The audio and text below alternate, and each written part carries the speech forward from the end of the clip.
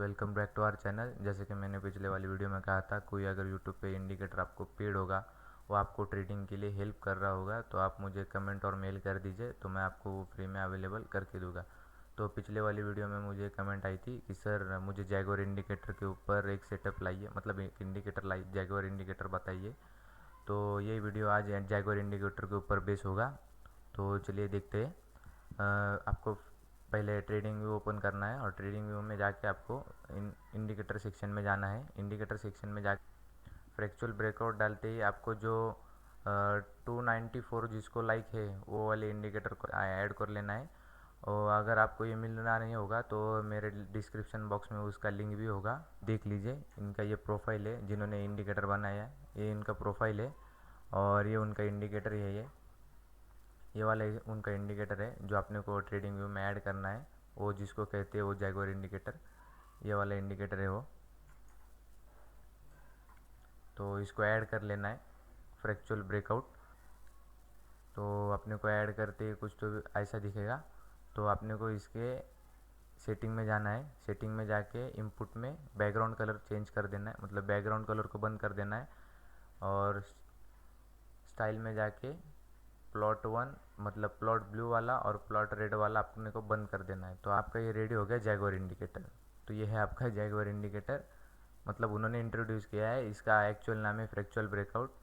तो यह देखो, मैंने यहाँ 18 जून की तारीख ओपन की है। तो उन्होंने भी उस दिन, जिस दिन जैगुआर इंडिकेटर को इंट्रोड्यूस करा था, उन्होंने भी उस दिन 18 जून की तारीख ही वो बताई थी। तो अपन देखते हैं उनके स्ट्रीम पे उनका इंडिकेटर ये कैसे कर रहा है। तो यहाँ पे देखो, मार्केट ओपन होते ही 18 जून को उसने सेल इंडिकेट किया यहाँ तक, जब तक आप पॉइंट रिवर्स नहीं हो गए। तो देखो इसी ने भी दो कैंडल ग्रीन बनाए, क्योंकि उसके पिछले वाली कैंडल ग्रीन थी, दो कैंडल ग्रीन बताए और उसके बाद न्यूट्रल और यहाँ से सेल बताया। और जब तक रिवर्स नहीं हुआ वहाँ से उसने सेल ही बताया। तो उसने यहाँ पे 1225 पे उसने बाय का सिग्नल दिया है। तो उनका एक देख लेते हैं। उनका उनका उसने दिया है करीब करीब 14 के यहाँ पे उनका उनके से जैगुआर इंडिकेटर ने दिया है, मतलब कहाँ पे, यहाँ पे बाय सिग्नल किया है। उनके इंडिकेटर ने यहाँ पे बाई का सिग्नल दिया है। अपने को यहाँ पे बाई का सिग्नल मिला, यहाँ पे उससे भी पहले यहाँ पे ही मिला बाई का सिग्नल। तो उनका उनका सिग्नल यहाँ पे था, उनके इंडिकेटर का सिग्नल यहाँ पे था। तो आपको ये समझना पड़ेगा, आप इंडिकेटर के बेस के ऊपर आप ट्रेड कभी नहीं ले सकते, कभी भी नहीं ले सकते इंडिकेटर के बेस के ऊपर, कभी नहीं। आप इंडिकेटर को अपने सपोर्ट में देखो, कभी भी आप इंडिकेटर के ऊपर ट्रेड मत लो। इंडिकेटर को कभी भी 30 या 20% का ही वेटेज देना चाहिए, उससे ज़्यादा उसका कुछ ये भी नहीं है, फ़ायदा भी नहीं है। आपको अभी इस इंडिकेटर से पता चल रहा है यहाँ से रिवर्स हो गया, यहाँ से रिवर्स होने के हज़ारों कारण हो सकते। अपन अपन अगर ये देखो, यहाँ पे मेरे भी हॉरिजॉन्टल लाइन है पहले से ही। अपन अगर आवरली चार्ट पे चलते हैं, बैंक निफ्टी इंडिकेटर ने आपको कहाँ बताया, यहाँ पे 18 जून कहाँ पे, यहाँ पे ये हम चलते हैं 18 जून, यहाँ पे उसने, अब ये डे चार्ट है इसके लिए बताएंगे नहीं ये। अगर हम 5 मिनट के चार्ट पे चलते हैं 18 जून के ऊपर, यहाँ पे उसने बताया बाय का सिग्नल, यहाँ पे इस लेवल पे उसने बाय का सिग्नल बताया उस इंडिकेटर ने। यहाँ से बाय होने का मैं आपको ये बताता हूँ, रीज़न बताता हूँ। ये देखो, हम आवरली चार्ट पे जाइए, किसी को भी पूछ लो, बेसिक जो ट्रेडर होगा, जो बेसिक जो नया भी होगा उसको भी मालूम है यहाँ पे सपोर्ट है। यहाँ पे एक उसने ब्रेक करा है, देखो यहाँ पे उसने फर्स्ट टाइम उसने पुल लिया उसको क्रॉस करने का, तो क्रॉस नहीं कर पाया। आखिर आखिर में उसकी क्लोजिंग नीचे ही हुई, तो उसने क्रॉस नहीं कर पाया। फिर से यहाँ से सपोर्ट लिया, इधर इधर किसी को भी पता चलेगा यहाँ पे सपोर्ट है, यहाँ पे सपोर्ट ले रहा है। तो यहाँ से फिर से पुल बैक करके उसने रिटेस्ट दिया, फिर से नहीं हुआ, फिर से रिटेस्ट दिया। उस दिन में उसको ब्रेकआउट मिला बैंक निफ्टी को, और वहाँ से वो कभी तब तक कंसोलिडेट कर रहे। तो अभी तक ये मार्केट रेंज में है, देखो बैंक निफ्टी अभी तक रेंज में है। और उसने उस दिन ये रेंज को ब्रेक करते हुए भी यहाँ पे भी उसके ब्रेक नहीं हुए, तो यहाँ से भी वो नीचे आ गया। तो वो छोड़ो, आप ये देखो यहाँ पे आप देखोगे तो यहाँ पे एक रेजिस्टेंस वो फेस कर रहा था, तो यहाँ से वो उसको ब्रेकआउट देके यहाँ से वो ऊपर चला गया। तो वो उस दिन से उसने देखो कितना पावरफुल ब्रेकआउट था, और वहाँ से उस दिन उसने उसको रिटेस्ट ही नहीं किया। जब तक मार्केट रिटेस्ट नहीं करेगा तो उतने अच्छे पुल बैक से कभी भी मार्केट ऊपर नहीं जाएगा। जित ऐसा मार्केट का अपना मार्केट का स्ट्रक्चर क्या है, ऐसा स्ट्रक्चर है मार्केट का अपनी, ऐसे ऐसे स्ट्रक्चर है मार्केट का अपनी।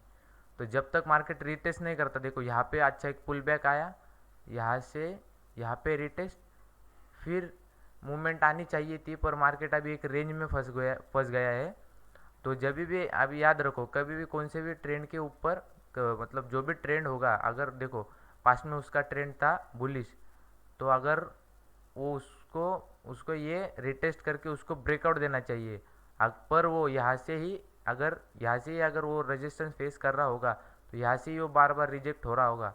यहाँ से अगर ऊपर जा रहा है, नीचे आ रहा है, नीचे आके वो फिर से ऊपर, फिर से नीचे, फिर से ऊपर, तो उतने ही जब ये बॉक्स अगर जिस दिन वो टूटेगा, ये वाला बॉक्स अगर जिस दिन टूटेगा, उस दिन इधर अपसाइड ब्रेक हो, इधर डाउन साइड ब्रेक हो, जिस दिन ब्रेक होगा पूरे पावर से ये अप साइड की मूवमेंट देगा बैंक निफ्टी, या फिर डाउन साइड की मूवमेंट देगा। किसी को भी पूछ लो, बेसिक है ये सब नॉलेज की। तो आप ये छोड़ो, आवरली चार्ट छोड़ो, डेली चार्ट पे चलो।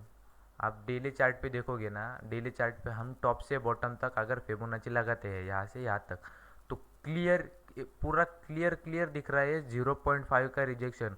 और फिबोनाची में सबसे भारी यही होता है, जीरो मतलब सबसे वेटेज वाला 0.5 का रिजेक्शन। देखो वहाँ से उसने यहाँ तक नीचे आया, इसको ब्रेक करना इतना आसान नहीं होता, तभी बैंक निफ्टी ने यहाँ पे ब्रेक किया। वहाँ से तभी तक कभी उसने रिटेस्ट नहीं किया था, वहाँ से उसने यहाँ रिटेस्ट करने के लिए उस दिन 18 जून को यहाँ पे आया, और वहाँ से ही फिर से वो अपसाइड की मूवमेंट देने लगा। तो आप उस दिन कॉल की भी अच्छी पोजीशन बना सकते थे, ओवरनाइट भी आप होल्ड कर सकते थे उसको। तो ये पूरा बेसिक है ट्रेडिंग का। आप वहाँ से ऊपर से डाउन तक आप फिबोनाची लगा रहे हो, यहाँ पे दिख रहा है आपका 0.5 का, आपको इंडिकेटर से भी पहले मालूम गिर जाएगा कि 0.5 का इधर यहाँ पे रिजेक्शन आएगा। इधर आपको ये ब्रेक होते आपको डाउन साइड अच्छा मूव मिलेगा, नहीं तो यहाँ से रिटेस्ट हो, यहाँ से ही वो रिवर्स हो जाएगा। तो आपको पहले से इंडिकेटर से भी पहले पता है। ये आप मतलब ये बेसिक है पूरे ट्रेडिंग का। एनालिसिस कैसे करते हैं चार्ट का, उसके ऊपर आपको अगर वीडियो चाहिए होगे तो मुझे कमेंट कर दीजिए, मैं आपको इसके ऊपर एक वीडियो बना दूंगा। तो बस मुझे इतना ही करना है, इसलिए मैं कहता हूँ आप कभी भी इंडिकेटर को 20 से 30% ही वेटेज दीजिए, नहीं तो आप खुद का एनालिसिस करो। जब तक आप खुद का एनालिसिस नहीं करोगे, तब तक आप ट्रेडिंग में सक्सेसफुल नहीं हो सकते। आप अपने बेस पे आप अपने बेस के ऊपर आप कुछ को दिख रहा है, यहाँ पे सप्लाई, यहाँ पे डिमांड है, तो आप वहाँ पे ड्रॉ करिए, वो जो आपको दिखेगा वो ड्रॉ कीजिए। आप भले ही लॉस हो, पर आपका लॉस होगा, वो जो आपको अमाउंट लॉस जाएगी वो आपको ध्यान में रहेगी।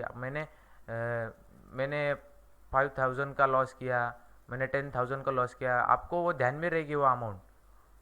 तो इसलिए मैं कहता हूँ जो एनालिसिस करना सीखो, चार्ट को पढ़ना सीखो, इसकी वजह से आपको ट्रेडिंग में बहुत हेल्प होगी। और इंडिकेटर के बेस के ऊपर आप कभी भी ट्रेड मत लो, मैं तो यही कहूँगा। बाकी आपको अगर ट्रेडिंग लाइफ में आपको इंडिकेटर हेल्प करता है, जो इंडिकेटर वो बाहर पेड है, तो आप मुझे मेल कर दीजिए और कमेंट कर दीजिए, मैं आपको फ्री में अवेलेबल करके दूँगा। मैं इस वीक से डेली टॉप 5 स्टॉक की मतलब जो एनालिसिस होगी, और कल वो कैसे मूवमेंट कर सकता है उसके ऊपर मैं वीडियो लाऊंगा डेली। तो आप मेक श्योर सब्सक्राइब कर लीजिए, तो आपको भी अपने ट्रेडिंग के लिए हेल्प। Thank you.